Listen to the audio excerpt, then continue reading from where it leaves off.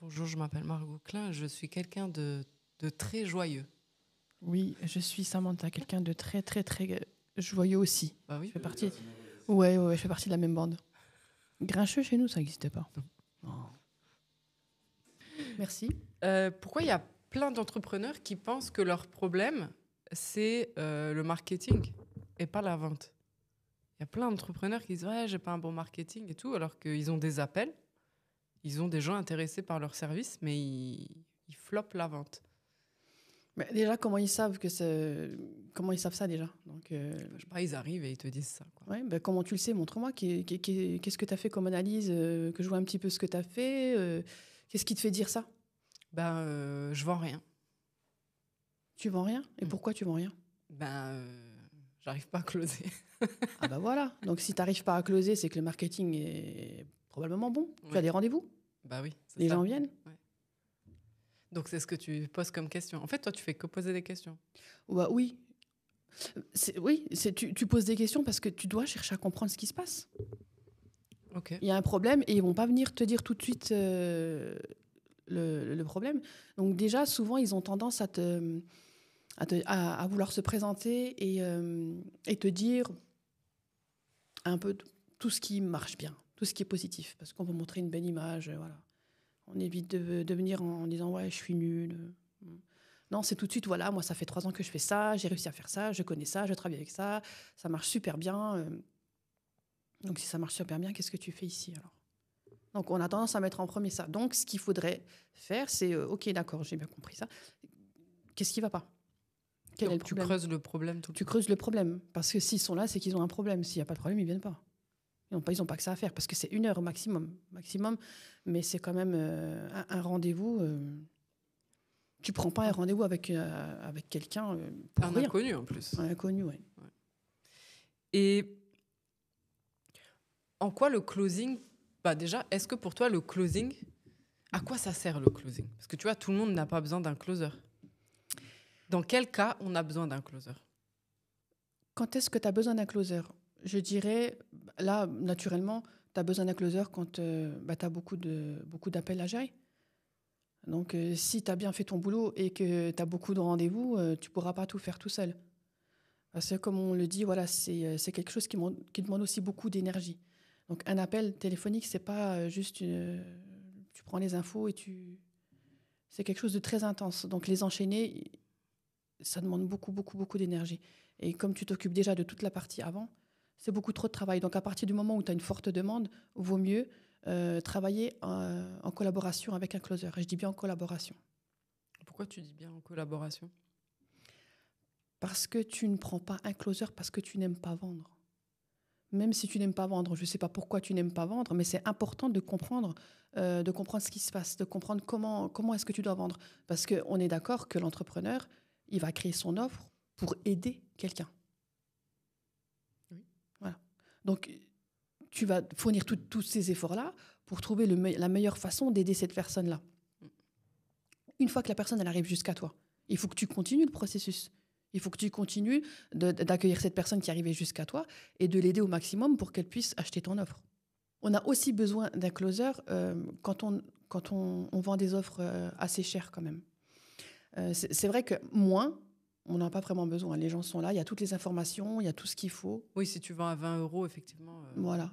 On n'a pas forcément, toi, pas besoin de prendre un appel. Ouais, voilà, est-ce que j'investis ou pas ces 20 €? Est-ce que... Non, voilà, tu payes. Tu prends le risque de les perdre si jamais ça ne fonctionne pas. Tu prends le risque de les perdre. Après, il y a un certain montant où tu ne prendras pas le risque de perdre cet argent-là. À peu près combien de ton expérience? À partir de 3 000 €. Ah ouais? 3 000 € jusqu'à 5 000. Mais même moi, je trouve au-dessus de 1000. Hein. Les gens, maintenant, à partir de 1000 €, ils ont besoin d'un appel. Après, c'est peut-être avec les personnes avec qui je travaille. Ouais, parce que nous, on travaille aussi avec des gens qui ont des positionnements luxe et qui sont là depuis un moment. Mais moi, je dirais quand même, les gens, ils se sont trop fait avoir en achetant des services ou des formations en ligne. Et je pense que maintenant, ils ont besoin quand même... Ils prennent même pas l'appel pour que tu sois en mode convainc-moi, prouve-moi que son produit il est bon. Ils veulent prendre l'appel pour voir s'il y a vraiment un humain, tu vois. Oui, c'est ça, parce que... Ils savent qu'ils veulent l'acheter, mais tu vois, ils veulent vérifier que c'est sérieux. Ils veulent vérifier. Non, mais c'est tout à fait vrai ce que tu dis. Ils veulent vérifier parce que moi, dans mon processus, ce que je fais, après, c'est libre à chacun, hein, c'est selon. Hein. Moi, j'aime bien établir un premier contact avec la personne par message. Donc, je leur dis que j'ai bien reçu l'heure de rendez-vous et ils remplissent un formulaire. Donc, ils donnent déjà des infos. Et juste avec ce formulaire-là, déjà, j'ai déjà des infos qui me permettent déjà de penser comment la personne va réagir, ce qu'elle recherche, tout ça. Donc, j'aime bien, moi j'adore fouiner, j'adore creuser, j'adore chercher à comprendre. Donc, je commence déjà avec le formulaire. Il y a une question, hein, où on leur demande quel est leur besoin, donc ils écrivent beaucoup. Donc il y a beaucoup d'informations. Donc grâce à ces informations-là, je vais déjà faire un premier contact. Donc si c'est pour le prix ou si c'est pour voilà, telle ou telle chose, il y a une page de vente avec toutes les informations, mais vraiment tout, elle est très détaillée la page. Avec le prix, il y a tout ce qu'il faut. Donc ce que je fais, c'est que je les redirige vers cette page. J'ai bien reçu, j'ai bien vu, tu es intéressé par telle ou telle chose, je te donne un lien, il y a toutes les informations dessus que tu trouveras, et puis si ça te convient, on poursuit. Généralement, c'est oui. Il arrive des cas où, ah oui, mais j'avais pas vu le prix, j'avais pas vu ça, est-ce que je peux reprendre rendez-vous un peu plus tard? Oui, il n'y a aucun souci. Un peu plus tard, on prendra rendez-vous. Ça reste assez rare quand même, mais ça arrive tout de même. Et là, je me rends compte que les gens ne lisent pas. En fait, ils s'en fichent. C'est comme quand tu vas au restaurant, que tu veux commander quelque chose, la première chose qu'on te tend, c'est le menu. Bon, tu regardes le menu, après le serveur, il vient, il te demande est-ce que tu as choisi. Souvent, on n'a pas choisi, mais ce n'est pas parce qu'on a envie d'embêter le serveur, c'est parce qu'on a envie de passer un bon moment, on a envie de bien manger, on a envie d'être conseillé, on a envie de... Ouais, donc en fait, pour toi, le closer, c'est un serveur dans un restaurant. Un très bon serveur, mais c'est un très très bon serveur. Qui peut te conseiller. C'est pas quelqu'un qui va juste prendre la commande et ok, c'est bon, ok, je reviens, je repasse tout à l'heure. Non, c'est quelqu'un, un conseiller en fait. Un conseiller, voilà. Oui, merci, j'ai lu le menu, je sais lire, mais qu'est-ce que tu me conseilles? Qu'est-ce que je te conseille? Je sais pas, tu es plus viande, poisson, peut-être pas du tout, peut-être que tu es végétarien, végétalien, peut-être que tu as des allergies, je sais pas. Donc, qu'est-ce qui te ferait plaisir? Qu'est-ce qui te ferait pas de mal non plus? Donc, tu accompagnes la personne. Et puis, vu que le serveur, il travaille pas uniquement en salle, il va aussi travailler en collaboration aussi avec le chef cuisinier, le chef pâtissier. Donc, il sait ce qui se passe en cuisine, il sait comment... Un bon serveur, hein, je veux dire un bon restaurant qui bosse bien ensemble, il sait ce qui se passe en cuisine, donc il va pouvoir aussi amener... Parce que, pareil, le cuisinier, lui, son but, c'est quoi? C'est d'offrir une expérience inoubliable aux clients. Donc tout le monde contribue à ça, le serveur aussi. Donc là, c'est un travail d'équipe qui va se faire pour que le client puisse avoir la meilleure expérience. Et ça, on le voit très, très bien dans le domaine du luxe. C'est extraordinaire de voir comment voilà, tous ces, je ne vais pas dire départements, mais comment on dirait... Oui, si, département. Ouais, comment ils travaillent en collaboration pour la seule chose que le client vive une expérience inoubliable. Et en quoi le closing, ça peut augmenter le chiffre d'affaires d'une entreprise, pour toi? C'est simple. S'il close bien, il vend bien, et le client est satisfait, il y a des recommandations qui se font, et puis surtout, voilà, ils ont acheté un produit, ils reviennent vers toi. J'ai eu un superbe échange avec le closer. J'ai vu qu'il y avait un autre produit. Moi, ça m'arrive très souvent. Hein. J'ai vu qu'il y avait un autre produit. Est-ce que tu peux m'en dire plus? Est-ce que tu penses qu'avec ce que j'ai déjà acheté, est-ce que tu penses que ça peut compléter ou alors j'en ai pas besoin? Il y a eu des fois où je lui ai dit, ouais, tu n'en as pas besoin. Tu as déjà tout ce qu'il te faut ici. Donc, ça ferait doublon. Je te remercie. Merci parce que j'allais acheter, mais peut-être que non, tu n'en as pas besoin. Ouais, en fait, tu es un vrai conseiller. Oui. C'est comme ça que tu formes tes équipes aussi. Et ça, j'ai remarqué, de dire à quelqu'un... Ça m'arrive aussi souvent, de dire à quelqu'un, non, tu n'as pas besoin de ça. Voilà. Tu te dis, oui, sur le moment, on perd de l'argent. Et un entrepreneur, il n'aime pas perdre de l'argent. Tu vois. Même toi, tu ne proposes pas le produit, tu n'as pas ta com, tu vois, donc c'est pas ouf. Enfin, tu vois, tu perds à court terme, en fait. Oui. Mais à moyen terme, quand tu as vraiment conseillé un prospect ou un client qui veut racheter, tu lui dis, non, ça, il n'y a pas besoin. Mais en fait, j'ai remarqué, après, il est limite client à vie chez toi. C'est tout à fait ça, oui. Parce que le jour où il a besoin, vraiment, tu vois, c'est ça. Oui. Et tu vois, quand la vendeuse chez Sephora, elle te conseille vraiment un bon maquillage, tu vas revenir chez elle, tu vois. Oui. Mais si elle te conseille le maquillage sur lequel elle va avoir le plus de commissions ce mois-ci et qui ne te va pas, tu vas changer de marque, en fait. Va changer. Ça aussi, et excuse-moi, mais la vendeuse qui est très, très, très, très, très mal maquillée, Mais comment tu peux faire le parallèle parce que les closers, ils sont au téléphone. Les closers, non. Alors, ce que je veux dire, c'est que le closer, il va travailler aussi en collaboration avec l'entrepreneur. Donc, ils vont partager la même vision, les mêmes valeurs. Donc, le closer, il doit comprendre la vision de l'entrepreneur pour pouvoir accompagner le prospect. Donc, si le closer, il arrive et qu'il est, pas dire qu'il n'est pas bien maquillé, mais s'il n'a pas compris ce que l'entrepreneur faisait, le problème qu'il résout et tout ce qu'il a mis comme on a dit, dans son marketing pour résoudre les problèmes du prospect, c'est sûr que ça ne fonctionnera pas, mais le prospect, pareil, il est en face d'une personne qui a rien compris. Donc non, je ne te donne pas ma confiance, je ne te donne pas mon argent et je ne te raconterai pas ma vie et je ne te dirai pas ce qui se passe et laisse-moi tranquille, j'y vais réfléchir. J'aime bien je vais réfléchir. Mais du coup, en fait, là, ce que je comprends, c'est pour toi, le closer, c'est une continuité de l'entrepreneur. Ça veut dire que si on est chez Hermès, il doit se comporter comme un vendeur chez Hermès, quoi. Si on est chez Besson, il doit se comporter comme Besson. Mais pourquoi il voudrait travailler avec Hermès? Pourquoi? C'est que forcément, s'il est attiré par Hermès, c'est qu'il doit partager certainement les mêmes valeurs ou il y a des choses qu'il aime. Donc, et ça, tu vas le faire naturellement. Je veux dire, ça, on le fait même entre amis. Je veux dire, ça se fait naturellement. Tu t'es acheté une paire de chaussures, je sais pas, une bonne expérience, tu vas la partager et puis tu vas la vendre naturellement. Et selon toi, c'est quoi les erreurs les plus courantes qui tuent un closing dans une entreprise?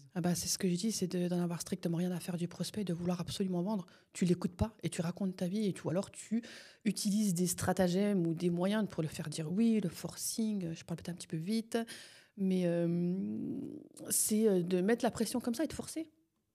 Ouais, donc dès qu'on force, c'est foutu. Tu forces et surtout tu l'écoutes pas. Alors tu es là avec un script, malheureusement, voilà, même si tu es nouveau et tu découvres et tu dis je vais apprendre ça et que tu poses des questions, soit tu loues, comme je dis, des informations sur le prospect, parce qu'il y a des fois, tu le vois, j'ai déjà analysé des vidéos comme ça, des enregistrements. J'ai déjà analysé des enregistrements où tu vois la personne, elle a envie d'acheter. Donc déjà, elle est toute contente d'être avec l'entrepreneur. On le sent, on le voit, elle est un petit peu stressée. Elle est heureuse. Et tu vois l'entrepreneur en face, il est pas à l'aise avec ça. Donc, et qui lui pose des questions qui sont à côté de la plaque. Et petit à petit, j'ai vu le prospect, j'ai vu la déception. Et petit à petit, c'est courant ça que l'entrepreneur qui close lui-même, il loupe des ventes? Ah oui. Ah oui. Et justement parce qu'il il n'arrive pas à écouter ou il veut trop vendre peut-être? Je pense que c'est un mix des deux. Il y a le fait de vouloir, de vouloir gagner de l'argent. Okay, je suis un entrepreneur, je vais être un entrepreneur à succès. Donc forcément, ça veut dire que je vais gagner beaucoup d'argent. Donc oui, c'est sûr qu'il y a une question d'argent. Il y a aussi, surtout très important, c'est l'état d'esprit de la personne. Ça, c'est très important, que ce soit l'entrepreneur ou que ce soit le closer, peu importe. Dans quel état d'esprit tu te trouves quand tu es face au prospect.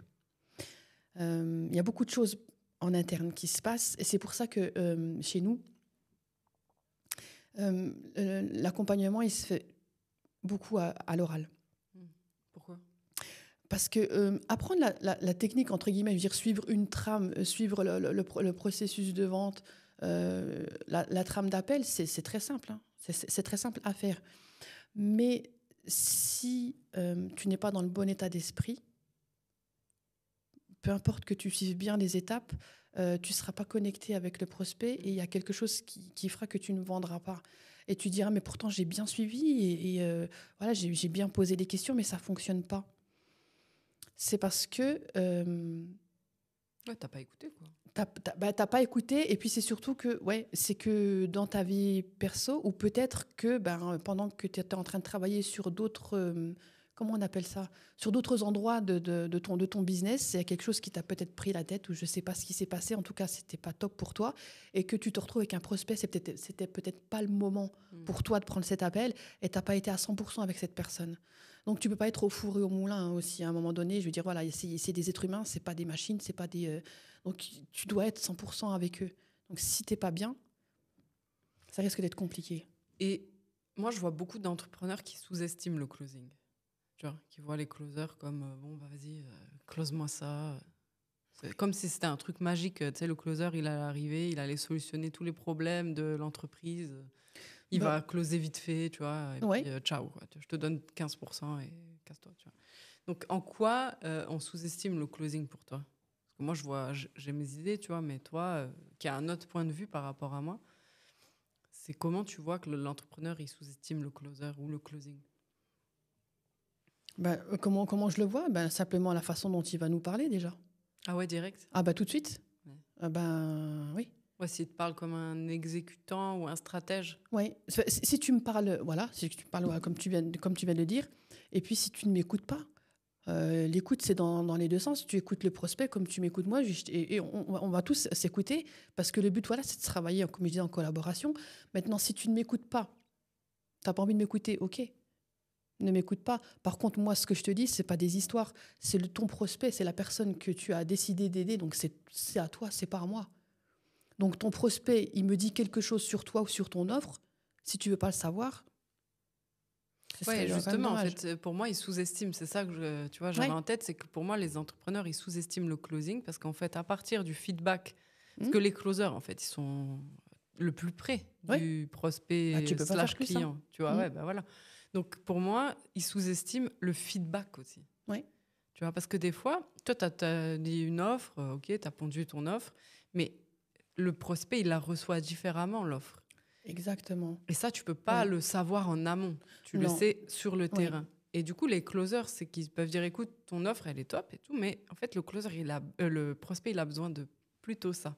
Exactement. Donc, si tu pouvais adapter un petit peu l'offre et le marketing, on closerait beaucoup mieux. Après, je dirais aussi, c'est que il peut y avoir de l'ego aussi. C'est moi qui ai construit tout ça, c'est moi le boss. Voilà, parce que si tu veux faire le boss, c'est sûr que tu vas te comporter comme un... Comment on dit ça? Voilà, tu vas voir le closer, il sera en dessous de toi. Mais si tu es un leader, au contraire. Donc c'est toujours pareil, hein, boss vs leader. Ce sera toujours Comment tu vois la différence? La différence entre un boss et un leader. Un boss, c'est quelqu'un pareil, c'est quelqu'un qui t'écoutera pas et puis qui veut absolument contrôler et puis qui va, on l'imagine avec le fouet, c'est tu travailles et tu fais ce que je dis et tu te tais, quoi. Je veux rien, je veux pas savoir de tes états d'âme, je veux pas connaître tes problèmes, je veux pas savoir. C'est ce qui est personnel, ça reste personnel. Moi, tu me fais ce que je t'ai demandé de faire. Un point, c'est tout. Le leader, c'est quelqu'un qui est sincère, c'est quelqu'un qui aime les gens, c'est quelqu'un qui partage et qui a envie autant que lui, que tout le monde réussisse, que tout le monde soit bien. Donc forcément, s'il sent que la personne avec qui il travaille, elle est pas bien, il va l'aider. Donc c'est toujours pareil, hein, c'est aider, écouter, aider. On le retrouve partout, ça. Ouais. Et si on veut te travailler avec toi, on mettra le lien dans la bio, c'est par où? Oui, il y aura un lien dans la bio ou un petit truc quelque part où tu verras. Et puis on parle à ton équipe et let's go. Oui. Est-ce que toi, tu prends des appels encore? J'en prends, oui. Okay. J'en prends peut-être on t'aura toi au téléphone? C'est pas peut-être, c'est sûr.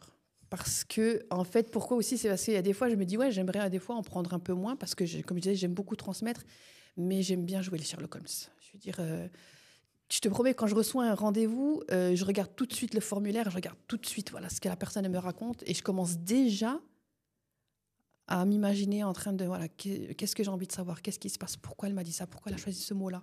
J'adore. Ah, moi, je m'éclate. Donc, peut-être vous allez retrouver ça, mon appel. Oui.